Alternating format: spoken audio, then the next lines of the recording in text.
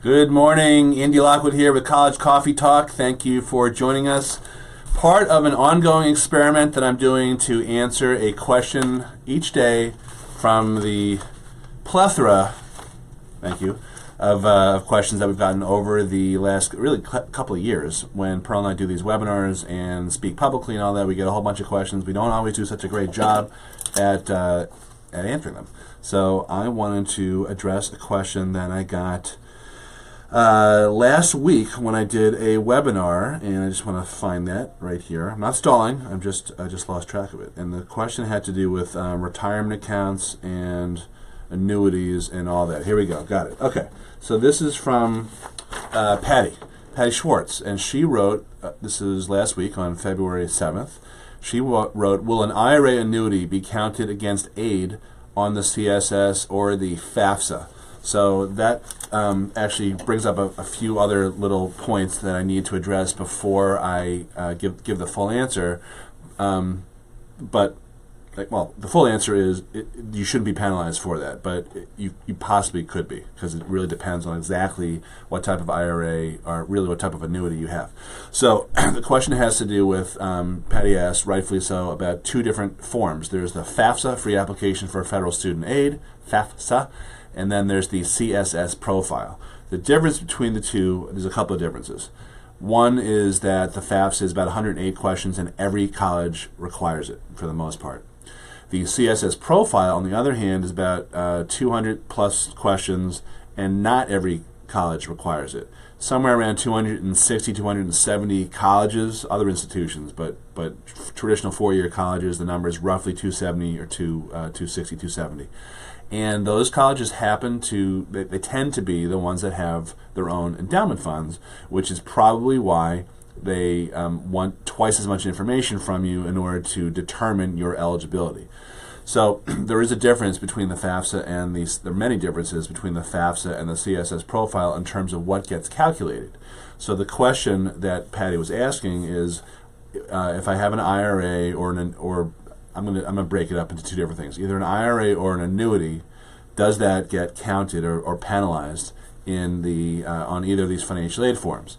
So on the FAFSA, there's no penalty whatsoever. So in other words, if you're applying to a college or a list of colleges that require only the FAFSA, your IRA does not get reported unless, by the way, you make a mistake. If you make a mistake and you include it, you're going to be shooting yourself in the foot. So that's actually a very important point.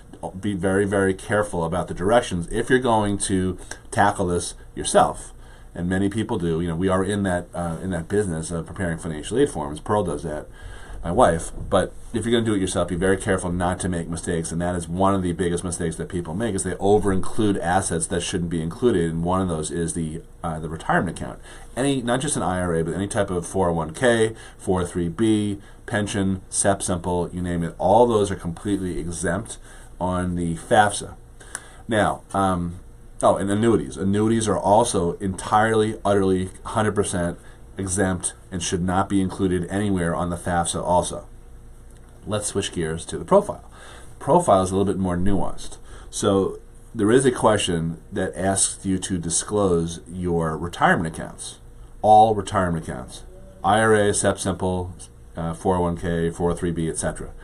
Now, the institutional methodology, which is sort of the generally accepted principles behind the CSS profile, again, used by 260, 270 colleges, they specifically say that they've come to be known to say that the retirement accounts are not going to be penalized. Which is a little weird, because why would they be asking you to disclose them if they're not going to use that as a factor in your financial aid eligibility? So for the most part, I agree. I don't think that stuff counts against you on the CSS profile or for those colleges, but we've seen a few anecdotal instances of where colleges who have their own money, again, the CSS profile type schools, decide to factor in anything they want. And they're really allowed to do that because it's this institutional methodology is not like a published formula. The federal methodology used by the FAFSA is published, and that's very clear, more or less very black and white. But for other schools that don't have to use only the federal rules, they have their own methodology, they can kind of consider anything they want. But I would say in 99% of the cases, they don't look at your retirement accounts. Now, let me wrap up here with comments on annuities, because this is where there is a real clear distinction. If you're filling out a CSS profile, again, 200 plus questions, there will be a question on your assets, and then there'll be a whole breakdown in terms of what is included. And they ask you for your non-retirement annuities. So in other words, on the CSS profile, retirement annuities are exempt. Now, I'm not a financial advisor. I'm an independent, consultant. My understanding, and this is something you should check with your advisor if you have an annuity and you're applying to a CSS profile school, my understanding is the difference between a retirement annuity and a non-retirement annuity has to deal with whether it's qualified under the IRS code, the current IRS code. So what that means, and to put it in a more technical way, is a qualified annuity is one that you can take a deduction for the contribution, and then when I think when you pull out the money when you're of retirement age, you get tax on it. A non-qualified annuity does not have those features. You are not taking a deduction when you deposit money into whatever annuity product that you're using.